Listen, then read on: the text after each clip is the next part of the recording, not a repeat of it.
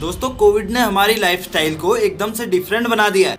ज्यादातर कंपनी जैसे कि स्टॉक ब्रोकिंग फर्म जीरोधा ने वर्क फ्रॉम होम के कल्चर को लाइफ टाइम कर दिया है।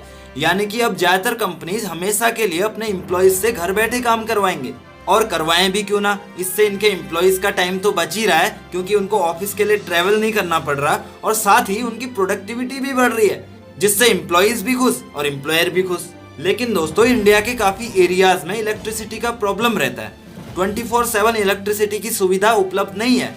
ऐसे में लोग पावर बैकअप के लिए इन्वर्टर्स का यूज कर रहे हैं या तो सोलर पावर को एडॉप्ट कर रहे हैं। और वैसे भी अभी इलेक्ट्रिक व्हीकल का भी दौर शुरू होने वाला है, जिससे भी बैटरीज और सोलर पावर की डिमांड मार्केट में बढ़ने वाली है। और इन सब का बेनिफिट जो है कहीं ना कहीं बैटरी और सोलार मैन्युफैक्चरिंग कंपनीज को होने वाला है। और अगर battery manufacturing company solar power products भी मैन्युफैक्चर करने लग जाए तो फिर कहना ही क्या। और अगर कंपनी का मार्केट साइज छोटा है तो ग्रोथ भी उसी को सबसे जल्दी मिलने वाली है। तो आज हम ऐसी एक स्मॉल साइज बैटरी और सोलार मैन्युफैक्चरिंग कंपनी के बारे में डिस्कस करने वाले हैं। इस वीडियो में हम इसी कंपनी के पॉजिटिव्स और नेगेटिव्स को समझेंगे, इसके वैल्यूएशंस को समझेंगे, इसके फाइनेंशियल्स को हम देखेंगे, जिससे हम इजीली डिसाइड कर सकते हैं कि इसमें हमें एंट्री करनी है या नहीं करनी है, और अगर करनी है तो उसके लिए क्या बेस्ट लेवल होंगे। तो बने रहिए दोस्तों।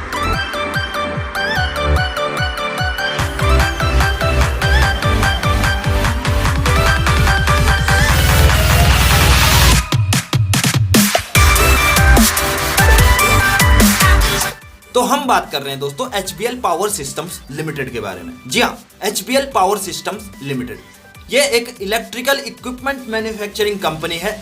ये कुछ इस तरीके के प्रोडक्ट्स वगैरह बनाती है दोस्तों। बैटरीज वगैरह ये बनाती है अलग अलग वैरायटी की, आप देख सकते हैं पिक्चर्स में। इन्वर्टर बैटरी हो गया, अलग हो गया। पावर इलेक्ट्रॉनिक्स वगैरह ये बनाती है। हैवी टाइप के जो स्विचेस होते हैं, जो MCBs वगैरह रहते हैं, मीटर्स वगैरह रहते हैं, वो ये बनाती है। ये कंक्रीट प्रोडक्ट्स बनाती है, जैसे कि जो पोल्स वगैरह रहते हैं लाइट के, वो ये बनाती है दोस्तों, आप देख सकते हैं पिक्चर्स में। ये रिन्यूएबल एनर्जी टाइप के प्रोडक्ट्स बनाती है, जो सोलर पावर से रिलेटेड जो प्रोडक्ट होते हैं वो ये बनाती है। इंजीनियरिंग सॉल्यूशन यानी कि ये कंपनी इंजीनियरिंग प्रोडक्ट्स वगैरह भी बनाती है। आप देख पा रहे होंगे जो डिफेंस के प्रोडक्ट होते हैं, जो बैटरी बॉक्सेस वगैरह जो रहते हैं, और डिजिटल एक्सल काउंटर्स वगैरह जो रहते हैं, रेलवे के सिग्नल्स की जो लाइन होती है, वो उस तरीके के प्रोडक्ट्स जो रहते हैं, ये सारे तरीके के प्रोडक्ट वगैरह ये बनाती है। अब इसके प्रोडक्ट्स की कैटेगरीज की बात करें दोस्तों, तो ये डिफेंस के प्रोडक्ट्स वगैरह बनाती है, टेलीकॉम सेक्टर के लिए ये प्रोडक्ट्स वगैरह बनाती है, ऑयल एंड गैस टाइप के प्रोडक्ट्स वगैरह ये बनाती है। ऑयल एंड गैस सेक्टर से रिलेटेड जो भी प्रोडक्ट्स वगैरह होते हैं, पावर यूटिलिटी सेक्टर से रिलेटेड जो भी प्रोडक्ट्स वगैरह होते हैं, ये बनाती है। यूपीएस एंड इन्वर्टर बैटरीज वगैरह ये बनाती है। सोलार पावर के प्रोडक्ट्स वगैरह ये बनाती है। तो आप देख सकते हैं इसका प्रोडक्ट पोर्टफोलियो तो काफी डाइवर्सिफाइड है, काफी अलग अलग वैरायटी के प्रोडक्ट्स वगैरह बनाती है, और साथ ही अलग अलग इंडस्ट्रीज को भी ये अपनी सर्विसेज वगैरह देती है। तो कह सकते हैं एक तरीके से कंपनी का जो फ्यूचर है वो ब्राइट है। अब इस कंपनी की हिस्ट्री के बारे में अगर बात करें दोस्तों, तो ये कंपनी 1977 में स्टार्ट हुई थी as a engineered product and services company के तौर पे, और आज की डेट में हम देख सकते हैं दोस्तों ये इंडस्ट्रियल इलेक्ट्रॉनिक्स में भी आ चुकी है, डिफेंस इलेक्ट्रॉनिक्स में भी आ चुकी है, रेलवे इलेक्ट्रॉनिक्स में भी आ चुकी है, सिग्नलिंग वगैरह में। तो अलग अलग जगह पे इसका जो बिजनेस है वो डाइवर्सिफाइड हो चुका है दोस्तों। इसकी एक और खासियत आपको बताऊं दोस्तों, HBL अमेरिका जो है ये अमेरिका में बिजनेस करती है इसी तरीके का, जो इसकी होली ओन सब्सिडरी है। यानी कि वहां से जो भी रेवेन्यू आता है वो इस कंपनी को डायरेक्टली आता है दोस्तों। ये एक इसका बेनिफिट है कि ये कंपनी जो है इंटरनेशनल लेवल पे भी बिजनेस करती है। तो ये तो बात हुई दोस्तों इस कंपनी के बिजनेस मॉडल और हिस्ट्री के बारे में। अब थोड़ा सा इसके फाइनेंशियल्स भी हम देख लेते हैं। HBL power system limited company का नाम है। 45.55 का इसका अभी करंट मार्केट प्राइस चल रहा है। 52 वीक लो इसका 14 है, 52 वीक हाई इसका 49 है। अगर मार्केट कैपिटलाइजेशन की बात करें, 1262 करोड़ का मार्केट कैप है, यानी स्मॉल कैप कंपनी है। एंटरप्राइज वैल्यू इसका 1337 करोड़ है। नंबर ऑफ शेयर्स इसके 27 करोड़ है। फेस वैल्यू इसका 1 है। प्राइस टू बुक इसका 1.63 है। प्राइस टू अर्निंग थोड़ा सा अभी ज्यादा आपको दिखेगा ये। डिविडेंड यील्ड इसका जो है 0.65% है। डिविडेंड भी देती है, यानी कि छोटी कंपनी होने के बावजूद भी। बुक वैल्यू इसका 27.88 है। कैश इसके पास में 36 करोड़ है। अर्निंग पर शेयर अभी इसका कमी आपको दिखाएगा। प्रमोटर होल्डिंग 58.51% है। डेट कंपनी के पास में थोड़ा सा है 111 करोड़, और सेल्स ग्रोथ और प्रॉफिट ग्रोथ आपको ये नेगेटिव में दिखाएगा। ROC और ROE भी आपको नेगेटिव में दिखाएगा, क्योंकि ये अभी पिछले क्वार्टर का इसका डेटा है। एक दो दिन में ये साइट अपडेट हो जाएगी। ticker.phinology.in इस साइट का नाम है, आप आके चेक कर सकते हैं यहाँ पे पर्सनली भी। और अगर अभी इसकी सेल्स ग्रोथ और प्रॉफिट ग्रोथ हम देखेंगे इस साल में इसने कैसा किया हुआ, वो इसके रिजल्ट्स जब देखेंगे तब देख लेंगे। तो अभी हम इसका पिछले 5 साल का परफॉर्मेंस देखते हैं कि वो इसने कैसा किया हुआ है। तो इसके पिछले 5 सालों के डेटा को अगर हम देखें तो लगातार ये 3 साल तो इसने ग्रो किया दोस्तों। 2016, 17, 18 में लगातार रेवेन्यू इसका बढ़ा, लेकिन लास्ट के ईयर्स में ना इसने रेवेन्यू में थोड़ा सा गिरावट करी है। देख सकते हैं आप 2018 के बाद रेवेन्यू इसका कम हुआ है। अब ये इसी कंपनी की बात नहीं, जितनी भी बैटरी मैन्युफैक्चरिंग कंपनीज को आप एनालाइज करोगे सबका आपको यही सेम चीज दिखेगी, क्योंकि इंडस्ट्री के ऊपर काफी ज्यादा डिपेंड करता है दोस्तों।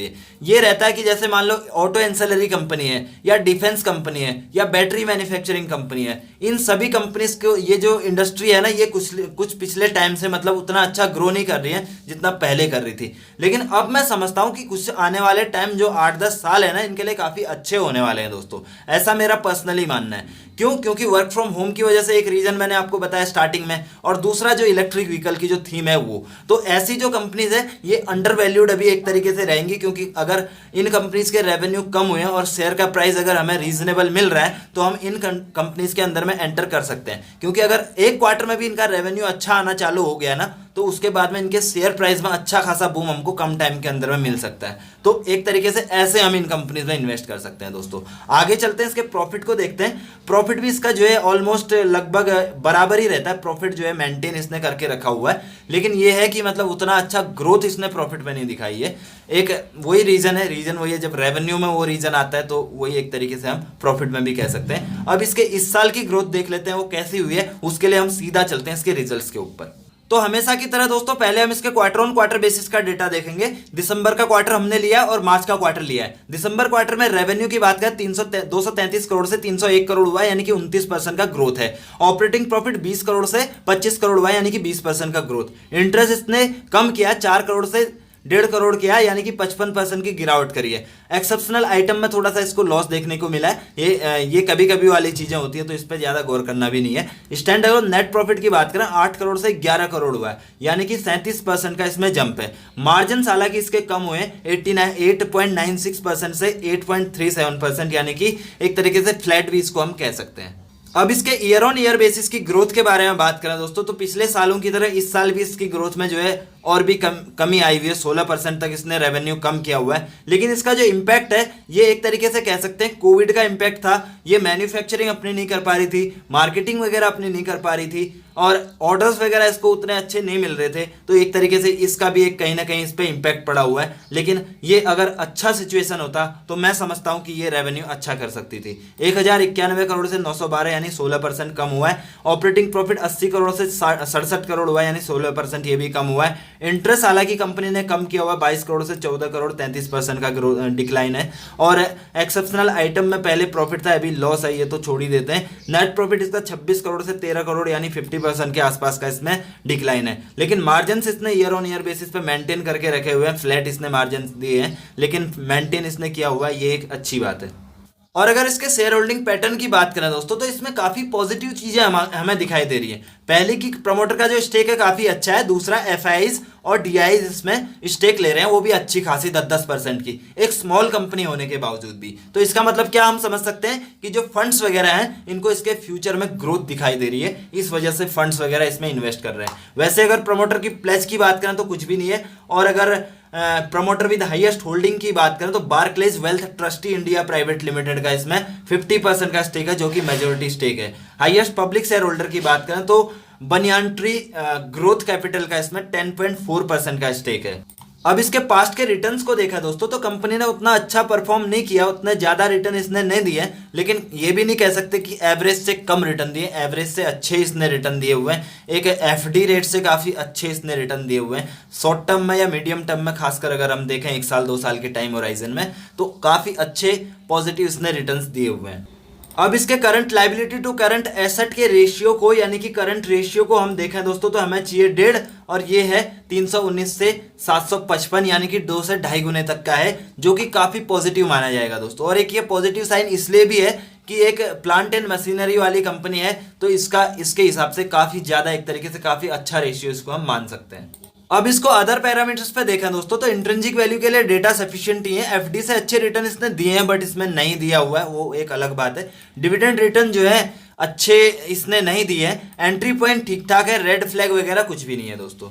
अब दोस्तों इसके वैल्यूएशंस और फाइनेंशियल्स और बिजनेस मॉडल को देखने के बाद में हमें क्या समझ आता है कि देखो, ये जो कंपनी है ना, अलग अलग थीम्स पे अभी काम हो रहा है। चाहे आप इलेक्ट्रिक व्हीकल की थीम देख लो, बैटरी मैन्युफैक्चरिंग ये कंपनी है तो उसका फ्यूचर में बेनिफिट इसको मिलने ही वाला है। डिफेंस की थीम आप देख लो, आत्मनिर्भर भारत वाली थीम आप देख लो, तो ये डिफेंस के रिलेटेड प्रोडक्ट्स वगैरह भी बनाती है। रेलवे वगैरह के जो सिग्नल्स वगैरह के प्रोडक्ट्स हैं वो भी ये कंपनी बनाती है। सोलार पावर को लेके जो अभी आगे आने वाले टाइम में मतलब सोलार एनर्जी को ज़्यादा प्रायोरिटी दी जा रही है, जैसे कि हमारे देश के जो प्रधानमंत्री है वो भी बोल रहे हैं कि सोलार पावर जो रिन्यूएबल एनर्जी है उस टाइप का सोर्स जो है होना चाहिए, तो ये भी एक पॉजिटिव है। तो कहीं ना कहीं ये कंपनी जो है फ्यूचर ओरिएंटेड कंपनी है। मैं समझता हूँ कि अगर इसमें अभी अगर ग्रोथ नहीं भी हो रही है, हमने इसके रिजल्ट्स देखे थे, कोविड का इसमें थोड़ा सा इम्पैक्ट था, उसकी वजह से इसने रिजल्ट्स जो है पिछले साल के मुकाबले अभी रेवेन्यू कम किया था। लेकिन वहीं अगर हम क्वार्टर ऑन क्वार्टर का इसका रिजल्ट देखा था हमने, तो हमें ध्यान होगा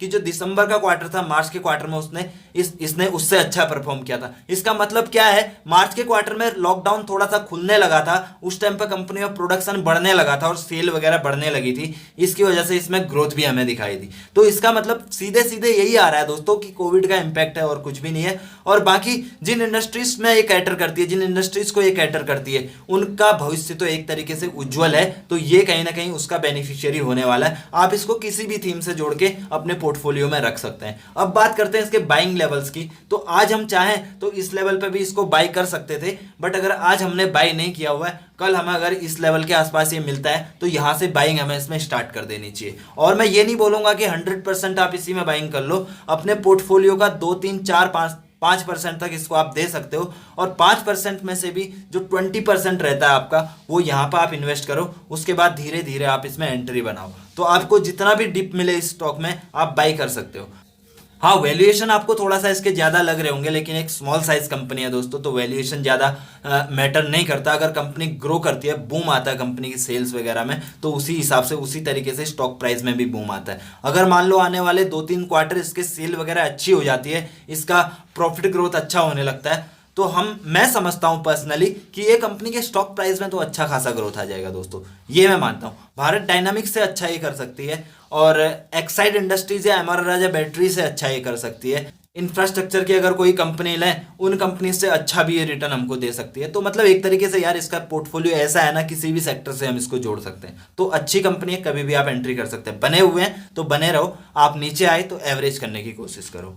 तो दोस्तों आई होप कि आपको वीडियो इन्फॉर्मेटिव लगा होगा। वीडियो अच्छा लगा तो लाइक कीजिए, शेयर कीजिए अपने दोस्तों के साथ में, और चैनल को सब्सक्राइब कीजिए अगर आपको ऐसे ही जेन्युइन कंटेंट चाहिए तो। और अगर आपकी कोई क्वेरीज है, कोई सलाह है, कोई सुझाव है तो कमेंट कीजिए। और ये डिटेल एनालिसिस का प्लेलिस्ट आप एक बार जरूर चेक कर लीजिए दोस्तों। अगर आप ये नहीं चेक कर रहे तो काफी बड़ी अपॉर्चुनिटी आप मिस कर रहे हैं। इसमें हमने कंपनीज के total fundamental analysis, business model analysis, valuation analysis, financial analysis complete करके डाले हुए हैं, जिससे आपका बेनिफिट क्या रहेगा, जो 10 से 12 घंटे का टाइम आपका लगता है रिसर्च वगैरह करने में कंपनी की, हमारा भी उतना ही लगता है दोस्तों, वो समराइज करके लेकिन हम 15 मिनट की वीडियो में डाल देते हैं। उससे आपका टाइम की तो बचत होती ही है, और उसके साथ ही आप इसको अपने फ्री टाइम में भी देख सकते हैं। जैसे आप कहीं ट्रैवल कर रहे हैं, किसी का वेट कर रहे हैं, उस टाइम पे आप वीडियोस वगैरह, कॉमेडी वीडियोस ना देख के आप इन वीडियोस को देख सकते हैं, जिससे आपके टाइम को वैल्यू मिलेगी दोस्तों। टाइम बहुत इंपॉर्टेंट है, अपने टाइम का खुद से भी ज़्यादा ध्यान रखिए। और thank you so much for watching this video till the end. Thank you.